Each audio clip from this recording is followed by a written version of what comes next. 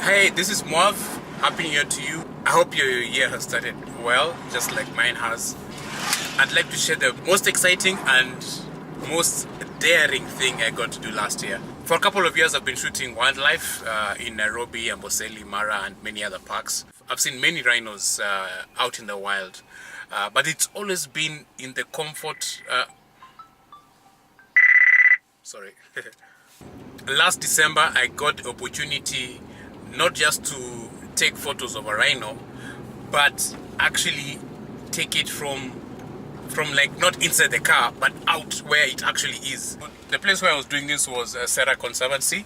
It is a community conservancy north of Isiolo, about 100 to 150 kilometers north of Isiolo. It is a community conservancy, which means that now the community are the ones who actually run the conservancy. They've created this sanctuary within the conservancy, which is fenced all around.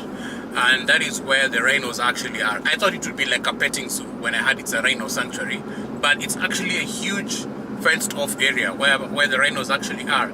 So we get there, the rangers are on the radio, like listening out to where exactly are these rhinos. We drive in their vehicle and then get to a point and then they say, okay, we need to get out of the vehicle. So you're like, hey, excited. You don't have the opportunity to actually change a lens when you encounter the rhino, because it's, number one, it doesn't like humans. So if it sees humans, it's going to run away, which is odd. I mean, like, why would a rhino run away from me? It's like, how many tons? Like 3 tons heavy, and I am like 0.01 ton heavy. Like, psh, come on, boy.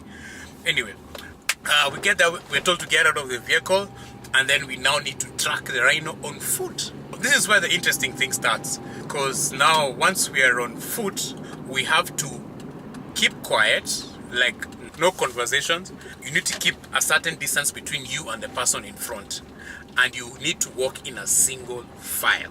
Like there's no walking in a, like just hurry like this. So we are there just walking, da da da, and then you're told, if the rhino comes, what you actually do is run behind a bush. And then I'm looking at these bushes and I'm like, these bushes, I'm actually bigger than the bushes, so why exactly am I going to hide behind these bushes? But it turns out that rhinos have actually a very poor sense of sight. When they look at the bush and you, they will not be able to distinguish you and the bush, I think so.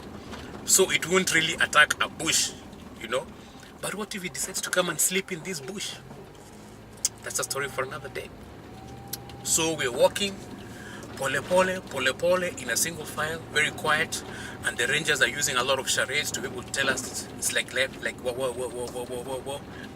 Finally, we were quite close to it, and the lead ranger says, you know what, dude, come out to the front, we're actually near there. So I come out to the front of the line.